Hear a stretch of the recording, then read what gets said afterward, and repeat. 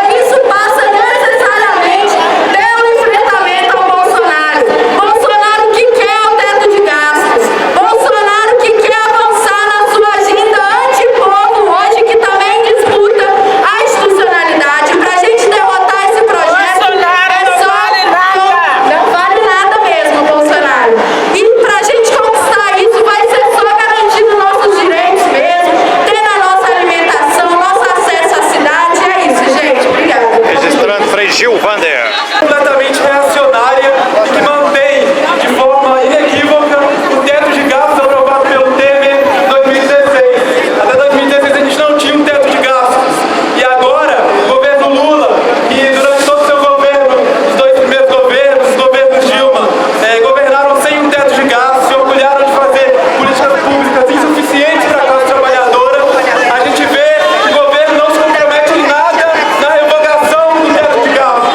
A promessa colocada durante a campanha não está sendo cumprida.